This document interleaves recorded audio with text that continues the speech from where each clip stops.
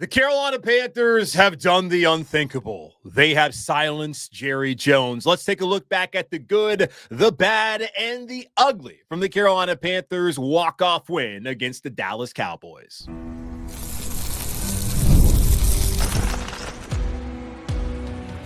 You are Locked On Panthers, your daily Carolina Panthers podcast. Part of the Locked On Podcast Network, your team every day. Welcome into another edition of the Locked On Panthers podcast, the part of the Locked On Podcast Network.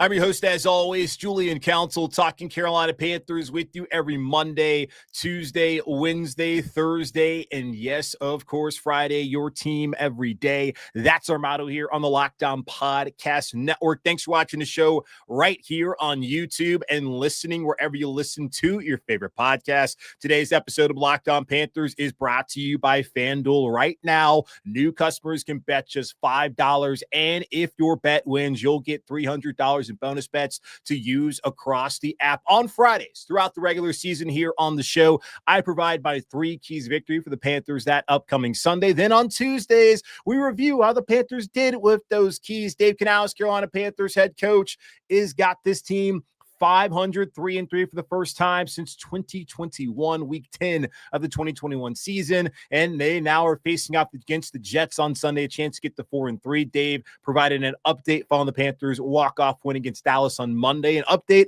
on Jalen Coker and also on Austin Corbett and several other things. We'll go over that. And of course, on Tuesdays, every single week, what do? We talk about the good, the bad, and the ugly. And when the Panthers win like they won on Sunday, there's a lot of good, not too much bad, and certainly nothing ugly about a 30-27 walk-off win against the Dallas Cowboys. And I was looking over at Twitter earlier, and someone hit me up on my mention saying there's nothing quite like your favorite NFL team beating the Dallas Cowboys, because the Cowboys are just so doggone annoying, man.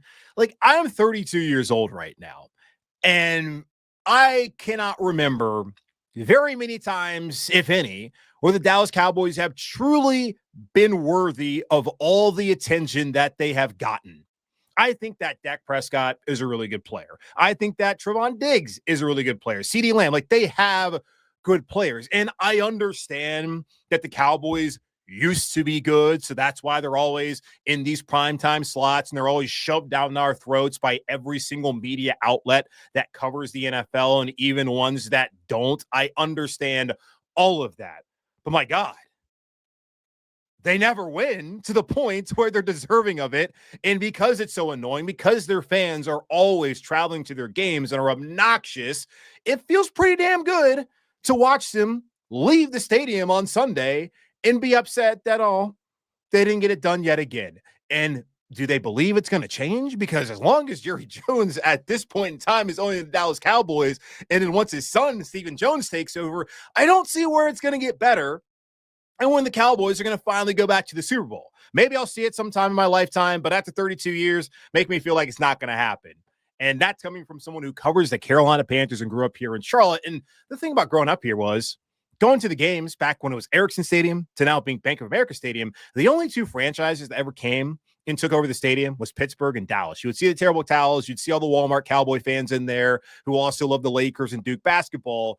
And you love to watch them leave upset. And I saw this on social media last week. It was actually sent to me, I think, on Instagram. There's a Panther fan who was talking about the great thing about all the stadium takeovers is that you now get to see all the opposing fans with their heads down looking like Snoopy as they lose these games every single week. So it's great to see.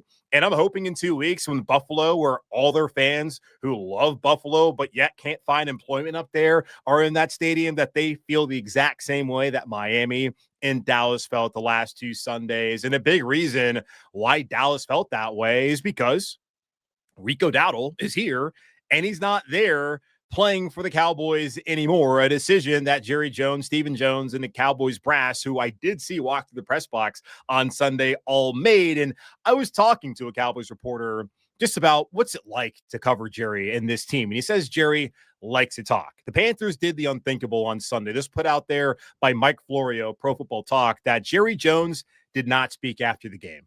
He had a crash out. Didn't have a crash out in public like he typically does, but privately, he decided I can't say anything. My team lost to the Panthers, and I'm going to shut my ass up for the first time, it's seemingly in forever. Jerry Jones doesn't want to talk. So the Panthers did the unthinkable. But Rico Dowdle, he starts off the good, the bad, and the ugly, but the good part of that section because he called a shot. He said last week after the Miami game, he had run for 206 yards, the second most amount of rushing yards in a single game by a Panthers running back. And his focus was on Dallas, not on what he just did, but on the next week, a revenge game against a team that did not want to pay him, did not want him to be their feature back here in 2025. He said, buckle up. And what did he do? He rushed for 183 yards, and he set a single game franchise record with 239 yards from scrimmage. And when asked about the Cowboys buckling up, he said they wasn't buckled. And that defensive performance from Dallas was atrocious. And this is actually from Adam Schefter of ESPN.com. Rico Dowdle, who had 239 scrimmage yards on Sunday and 234 last week, he is now the sixth running back in the Super Bowl era with at least 225 scrimmage yards and a touchdown in consecutive games. He joins Dalvin Cook, 2020 with the Vikings, Le'Veon Bell, 2014 with Pittsburgh, Deuce McAllister, 2003 with New Orleans, Marshall Faulk, 2002 with St. Louis, back when they had the Rams, and then Walter Payton, 1977 with the Chicago Bears. Two Hall of Famers and a hell of a back in Dalvin, a hell of a back in Le'Veon Bell when he was healthy, and Deuce McAllister wasn't bad at all either in New Orleans. Just insane the kind of run that Rico Dowdle was on over the last 2 weeks. He has 389 rushing yards past 2 weeks. The next closest player, we're looking at weeks 5 and week 6 in the NFL, is Jonathan Taylor, who has 189 yards. So 200 more yards than the next closest player over the last 2 weeks.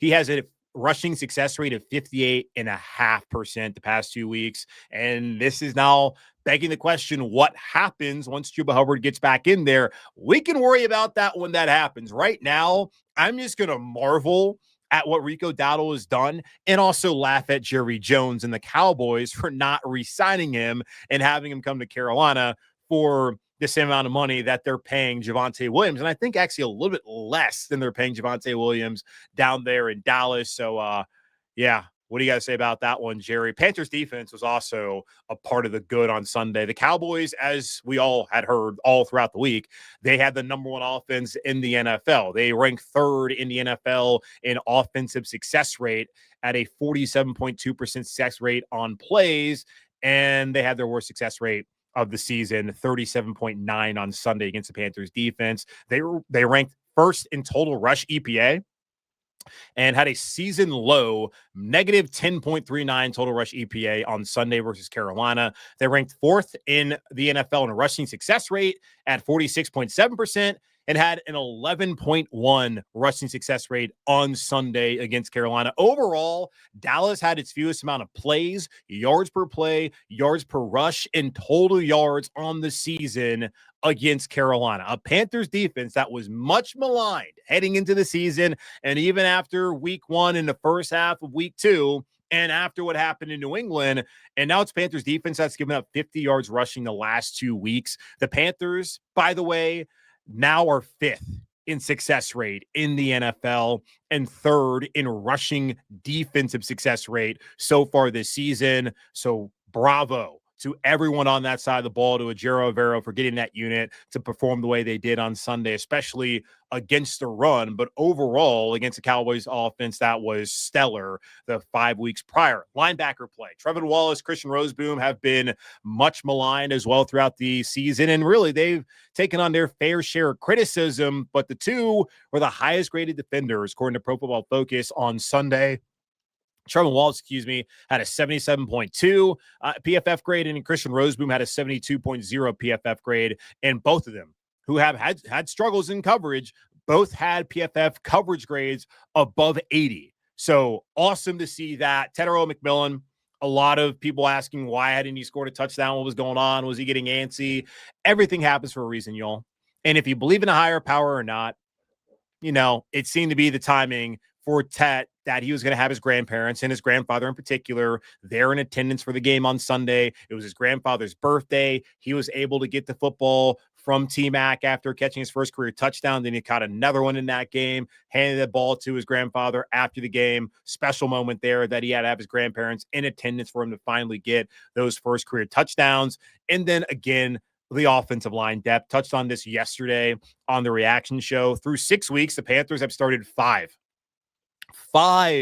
different offensive line combinations, and they've had 10 players have to play significant snaps in those games. Week 1, Ike Ekwonu was out at left tackle, so Yosh Nijman started in his place. Week 2 was the only week where all 5 of the regular starters were out there. That's Austin Corbett at center, Robert Hunt at guard, left tackle, of course, Ike Ekwonu, left guard Damian Lewis, and right tackle, the constant Taylor Moton. Week 2 is the only time that those 5 were all out there on the field together. That day, Austin Corbett and Robert Hunt both were injured. So week 3 with Corbett and Hunt on IR, Cade Mays and Chandler Zavala stepped in at center and right guard respectively. Then in week 4, you got to see the same lineup with Chandler and Cade in there, with Icky, with Damian, and with Taylor. But then in the middle of that game, Chandler Zavala goes down with a knee injury, and then Brandon Walton comes into the game. Week 5, Zavala's on IR. Brady Christensen starts in place, have a brand new combination again. Then on Sunday, Taylor Moton, he's out. Yosh Nijman starts.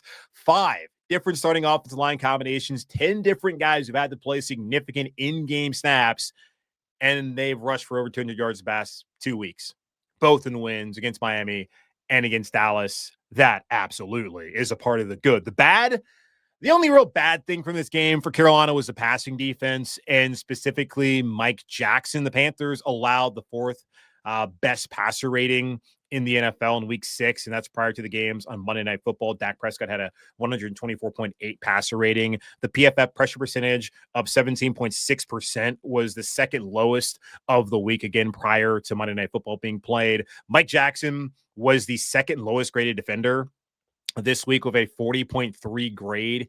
Also, he had a 34.2 coverage grade. PFF credits Mike Jackson for allowing 7 receptions on 9 targets for 124 yards, a touchdown, and in a 155.8 passer rating when targeted on Sunday.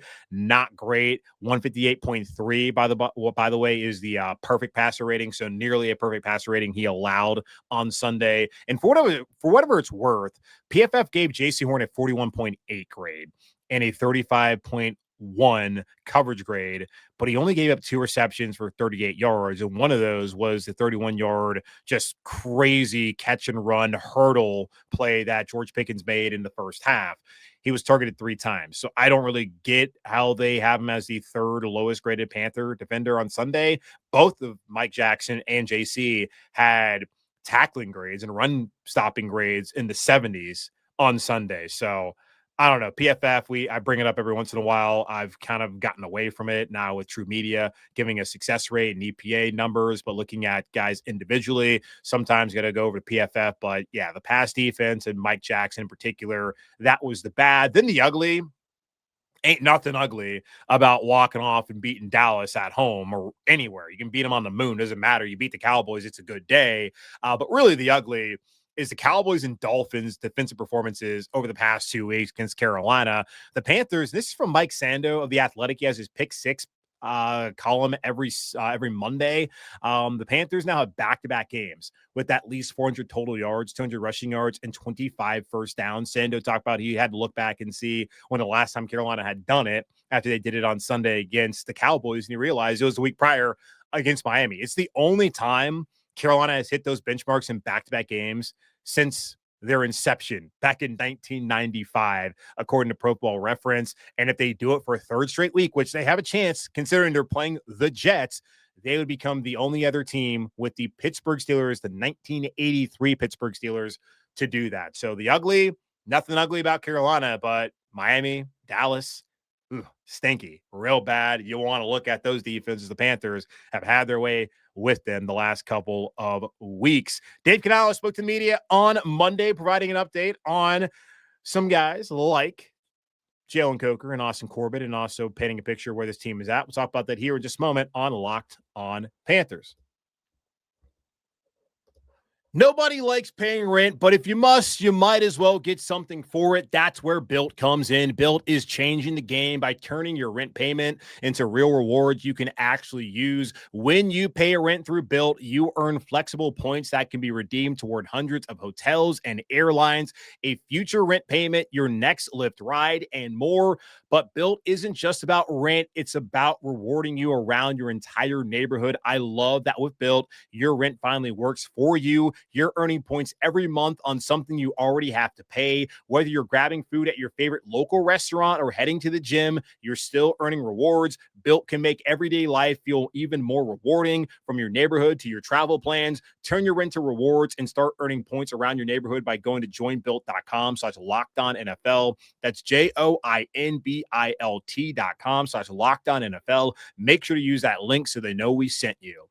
Guys, you probably heard of Viagra or Cialis. Maybe you've even tried them, but if you're looking for something beyond the usual pill, it's time to meet Rougiette Go Long. This isn't just another ED pill. It's a total game changer for confidence.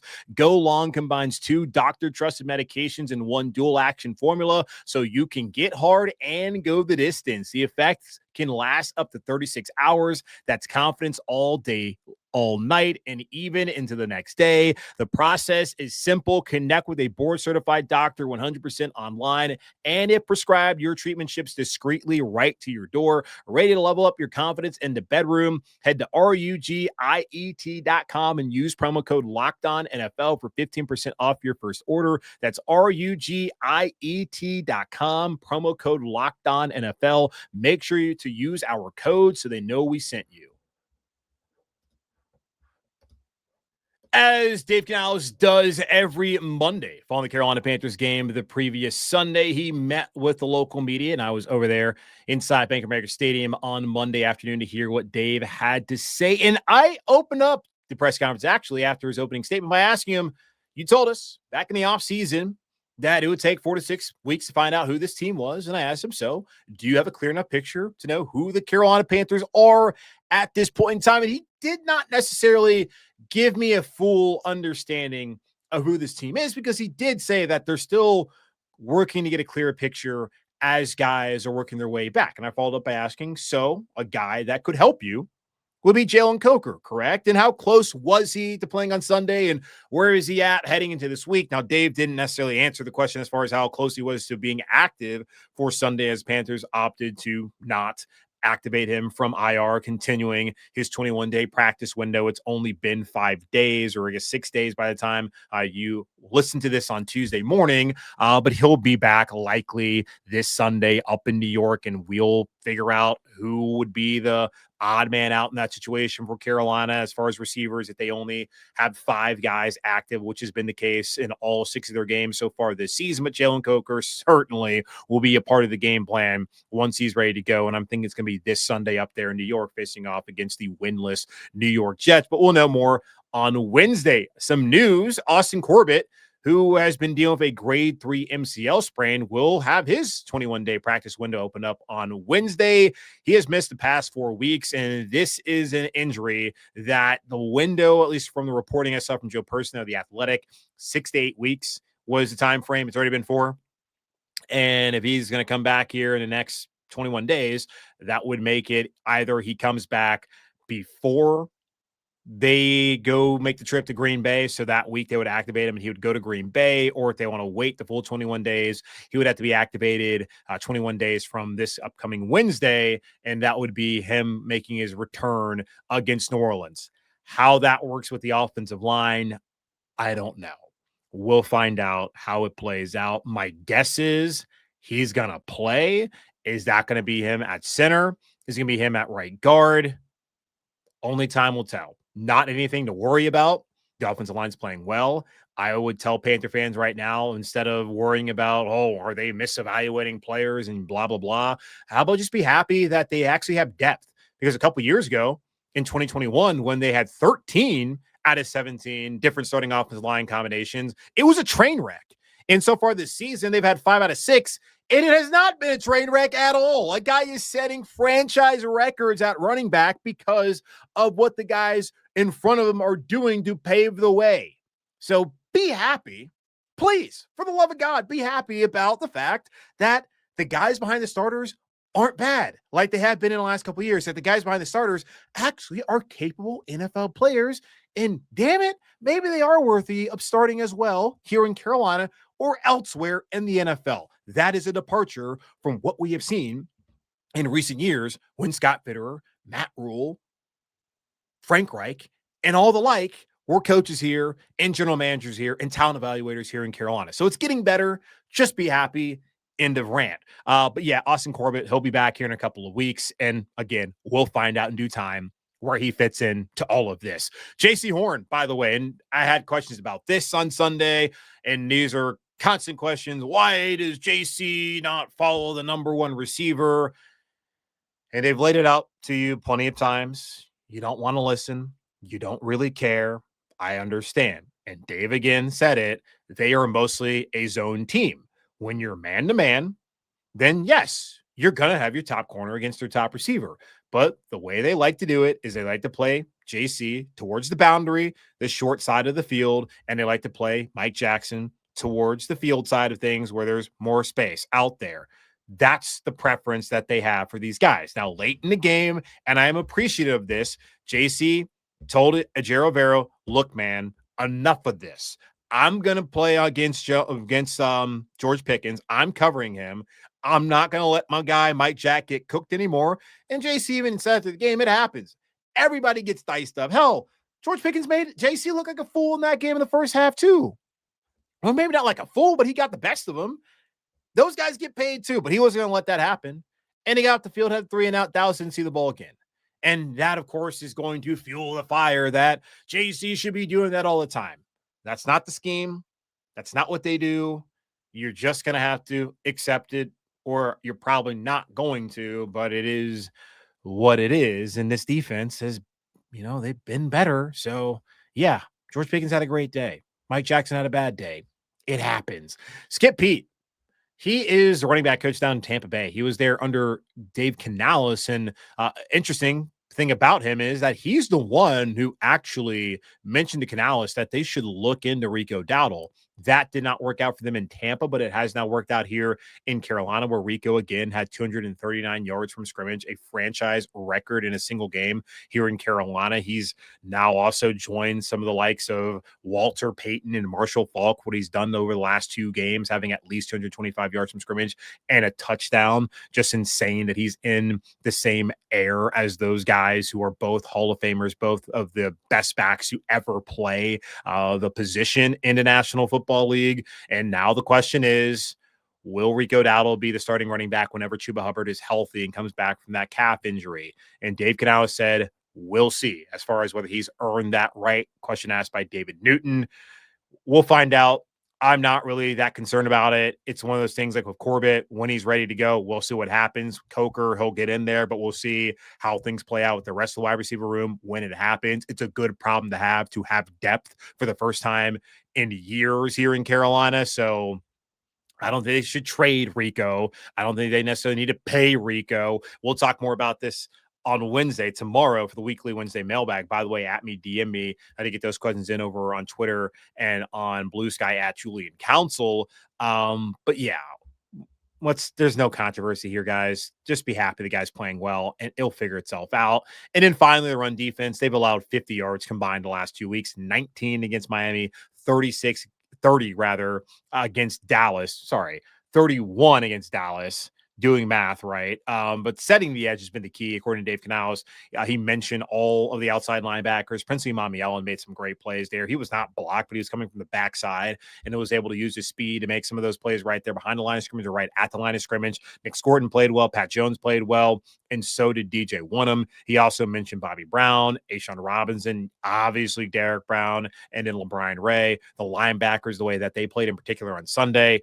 And then I mentioned it earlier when looking at just how JC Horn and Mike Jackson didn't grade out well in pass coverage. They graded out really well when it came to stopping the run, and having 2 big physical corners helps in that respect, and Trevon Merrick as well. So the run defense looks like it's been fixed, and that is huge for this defense and for this organization moving on to the rest of the 2025 season. Those are some updates from Dave Canales' Monday press conference. On Fridays, I give you my 3 keys victory. Then on Tuesdays, we follow up and see how the Panthers did.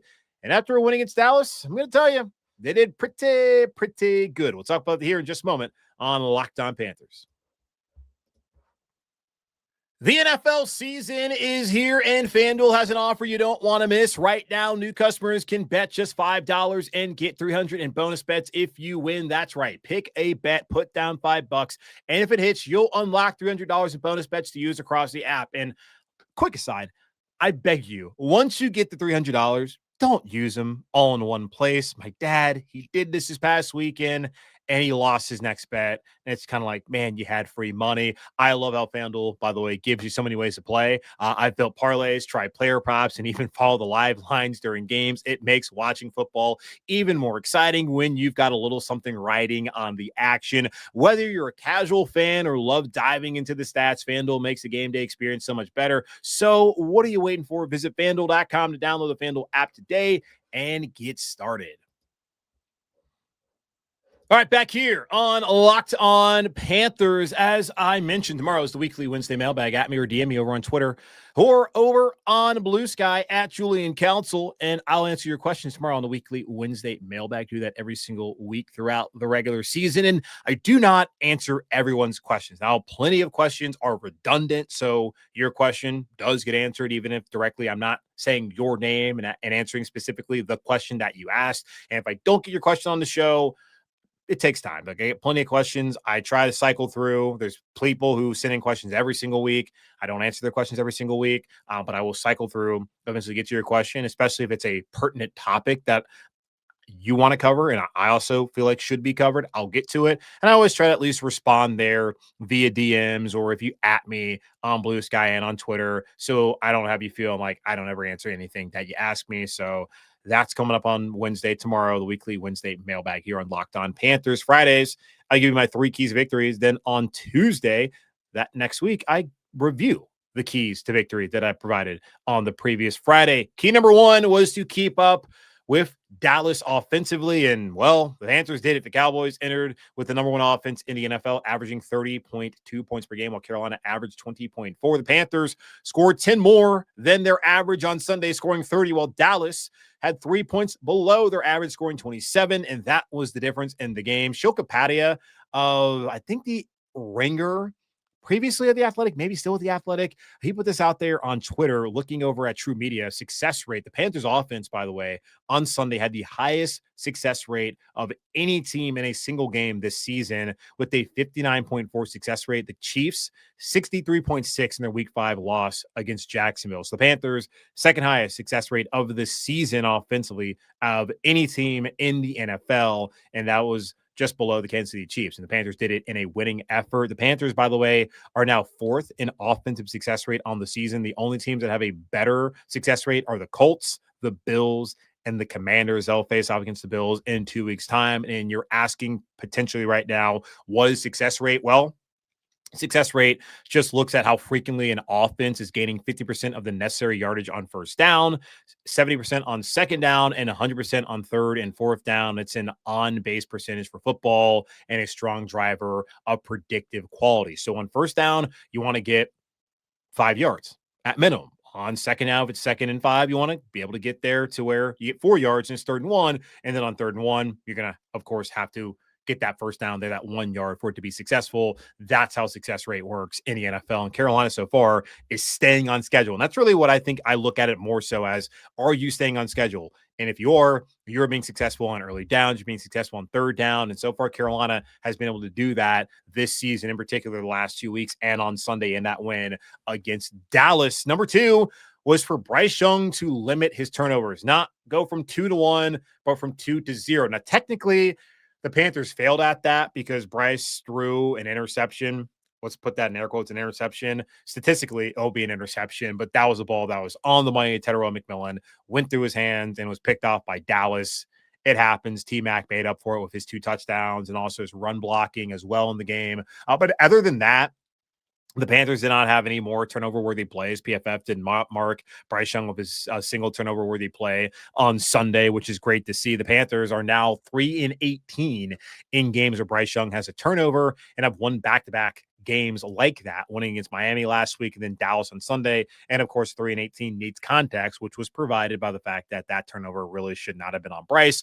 Many of the turnovers in the past, though, have been on Bryce, like the ones last week against Miami. The Cowboys, by the way, entered the game 28th in havoc rate. So that's sacks, that's interceptions, that's forced fumbles, that's tackles for loss, it's pass breakups. And they only had a havoc rate of 7.8 on Sunday. That's tied 24th among teams that play prior to Monday Night Football in the NFL in week 6. So not very good. And then run the ball. The Cowboys entered with the worst success rate defensively against the run in the NFL, and they failed spectacularly as Panthers had a 68.6 success rate on the ground on Sunday. The Panthers rushed for 216 yards and 5.7 yards per carry this week after rushing for 239 yards and 7.5 yards per carry the previous week against Miami. The Panthers are now number 1 in the NFL in rushing yards, 3rd in rushing success rate, and 2nd in total rush EPA. All those numbers coming from our friends over at True Media. And all that's happening while Robert Hunt's on IR, Austin Corbett's on IR, Chandler Zavala's on IR, and they've had 5 different starting offensive line combinations in 6 weeks and 10 different linemen having to play significant snaps. The Panthers, they finally have depth across the board, and you love to see it. They're 3-3 with a chance to get to 4-3 on Sunday as they head up to the Meadowlands to face off against the lowly New York Jets. That's going to wrap up this edition of the Locked On Panthers podcast, part of the Locked On Podcast Network. I'm your host, as always, Julian Council, talking Carolina Panthers with you every Monday, Tuesday, Wednesday, Thursday, and Friday. Be sure to subscribe or follow the show free over here on YouTube or wherever you listen to your favorite podcast. And be sure to hit me up over on Twitter and Blue Sky at Julian Council. DM me, at me, get your questions in for tomorrow's edition of the weekly Wednesday mailbag. In the meantime, be safe, be happy, be whole. As always, keep pounding, and I'll talk to y'all on Wednesday.